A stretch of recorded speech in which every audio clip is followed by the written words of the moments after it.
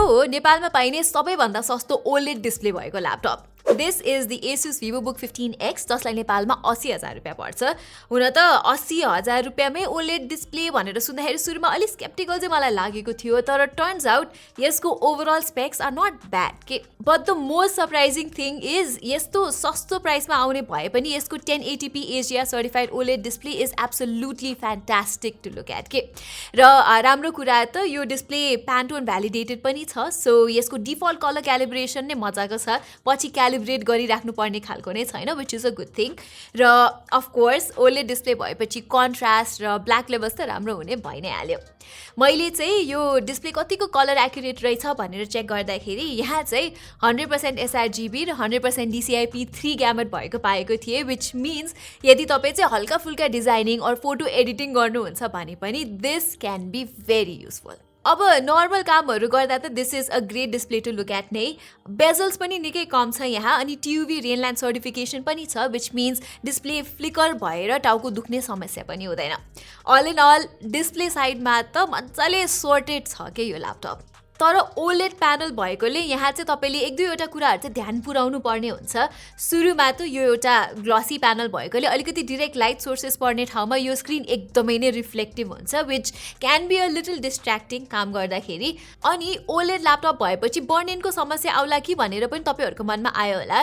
यदि तपाईँलाई थाहा छैन भने बर्न इन भनेको चाहिँ कुनै पनि स्ट्याटिक इमेज डिस्प्लेमा बसिरहनु हो, no matter what you doing. OLED ल्यापटप्सहरूमा हुने गर्छ यस्तो चाहिँ। तर एसुसले चाहिँ यसमा स्पेसिफिकली बर्न इन प्रिभेन्ट गर्नको लागि पिक्सेल रिफ्रेश र पिक्सेल शिफ्ट जस्तो फिचर्सहरू पनि दिएको छ, जसले बर्न इनलाई केही हदसम्म सल्भ गर्छ। अब डिस्प्ले त भइ नै हाल्यो, यसलाई कम्प्लिमेन्ट गर्नको लागि चाहिँ यहाँ डाउनवर्ड स्पिकर्स छन्, स्टेरियो स्पिकर्स छन् यहाँ, जसको पर्फर्मेन्स चाहिँ चित्त बुझ्दो नै छ। एटलिस्ट नर्मली भिडियोहरू हेर्नको लागि चाहिँ बेस चाहिँ खासै छैन एज एक्सपेक्टेड, तर अडियोको डिटेल्स र लाउडनेस चाहिँ मैले टेस्ट गरेको प्राय बजेट ल्यापटप्सहरू भन्दा चाहिँ बेटर नै छ यसमा। मुभिङ अन, यो Asus Vivobook X15 OLED को बिल्ड क्वालिटी पनि डिसेन्ट नै छ। हुन त यो बाहिरको भाग छ नि यो पुरै प्लास्टिकले नै बनेको हो, तर डिजाइन चाहिँ निकै सटल छ, जुन चाहिँ मलाई मन पर्यो। र यहाँ चाहिँ 180 डिग्री हिन्ज पनि छ है by the way. Weight is also not much of an issue है यहाँ, सिन्स यो ल्यापटपको वेट चाहिँ इट्स जस्ट 1.7 kgs, सो ब्यागमा बोकेर यताउता हिँड्दाखेरि पनि त्यस्तो ढाड्ने भाँचिने खालको समस्या चाहिँ हुँदैन। प्लस यहाँ चाहिँ यस्तो सानो 65 वाटको चार्जर पनि आउँछ, जुन निकै कम्प्याक्ट छ। लाइकवाइज किबोर्ड र ट्र्याकप्याड पनि यहाँ राम्रो नै छन्। एसुसले चाहिँ यसमा आफ्नो आर्गो सेन्स किबोर्ड नै युज गरेको छ विथ 1.4 मिलिमिटर की ट्राभल र नाइस स्पेसिङ, जुन चाहिँ हामीले महँगो पर्ने एसुसको जेनबुक सिरिजमा देख्दै आएको छौँ। सो यहाँ टाइपिङ गर्न चाहिँ मलाई केही पनि नै समस्या भएन। यो किबोर्ड चाहिँ ब्याकलिट पनि हो है फेरि, र 15 इन्चेसको च्यासीले गर्दा एसुसले चाहिँ यहाँ डेडिकेटेड नम प्याड समेत दिएको छ, जुन अकाउन्टेन्ट्सहरूले चाहिँ धेरै नै अप्रिसिएट गर्नुहुन्छ होला। Vivobook 15X को ट्र्याक प्याड चाहिँ प्लास्टिकको भए पनि इट्स स्मुथ इनफ नै, मल्टी फिङ्गर जेस्चर्सहरू पनि यहाँ मजाले चल्छ। There is even a fingerprint reader on the top right corner, which is a very welcome addition. But webcam भने चाहिँ यसमा स्टिल 720p को मात्रै छ है, सो भिडियो क्वालिटी चाहिँ अलिकति नोइजी छ र माइक्रोफोन क्वालिटी पनि निकै बेटर हुन सक्थ्यो जस्तो लाग्छ मलाई। एटलिस्ट एसुसले चाहिँ फिजिकल प्रिभेसी सटर बटन भने चाहिँ यहाँ छुटाएको छैन, so that is something I guess.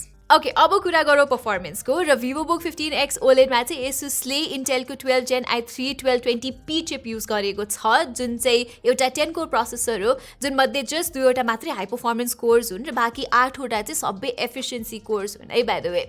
So यही प्राइस रेन्जमा आउने अरू पपुलर प्रोसेसरसँग बेन्चमार्क्सहरू हेर्ने हो भने चाहिँ रिजल्ट्स सेटिस्फ्याक्टोरी नै देखिए पनि एक्चुअल रियल लाइफ युसेजमा भने यो i3 CPU को पर्फर्मेन्स चाहिँ एभरेज मात्रै छ भन्छु म। विच मिन्स यदि तपाईँ चाहिँ क्याजुअल एभ्रिडे युसेज जस्तै वेब ब्राउजिङ अनि भिडियो स्ट्रिमिङ र डकुमेन्ट्स यताउति एडिट गर्नुहुन्छ भने चाहिँ ल्याग्स र स्टटर्सहरू चाहिँ यहाँ महसुस गर्नु हुँदैन।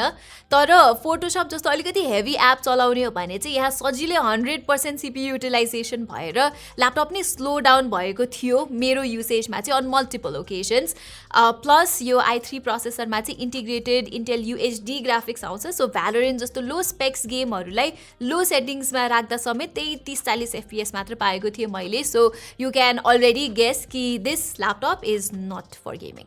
एनीवे, यो ल्यापटपको मलाई राम्रो लागेको अर्को कुरा इज यहाँ एसुसले चाहिँ एउटा एडिसनल ऱ्याम स्लट दिएको छ, प्लस यसमा SSD लाई पनि पछि गएर सजिलै रिप्लेस गर्न मिल्छ if you want more storage. Asus Vivobook को ब्याट्रीलाई पनि राम्रै छ र यसमा भएको यो ठुलो 70 वाट आवरको ब्याट्रीले चाहिँ मेरो एभ्रीडे युसेजमा 5 देखि 6 घण्टाको स्क्रिन टाइम त सजिलै नै दिने गर्थ्यो। Okay so let's wrap up things now र इफ तपाईँ चाहिँ एउटा casual budget laptop with specially impressive media consumption ability खोजिराख्नु भएको छ भने त Asusको यो Vivobook 15X OLED एउटा बेस्ट अप्सन नै हो। अब पर्फर्मेन्स वाइज चाहिँ this might not be the best value for money, तर फर नर्मल युजर्स जसले चाहिँ क्रोम चलाउने वर्ड र एक्सेल मात्र चलाउने गर्नुहुन्छ भने चाहिँ यो त्यस्तो ठुलो कुरा चाहिँ हो जस्तो मलाई लाग्दैन। सो एभ्रीबडी यही नै थियो मेरो नेपालमा पाइने सबैभन्दा सस्तो OLED ल्यापटपको रिभ्यू। यदि तपाईँलाई चाहिँ यो भिडियो मन पर्यो र युजफुल लाग्यो भने चाहिँ आफ्नो फ्रेन्ड्स र फ्यामिलीसँग सेयर गरिदिनु होला अनि हाम्रो च्यानललाई पनि सब्सक्राइब गरिदिनु होला। यति भन्दै म प्रतिमालाई बिदा दिनुहोस् and I see you soon.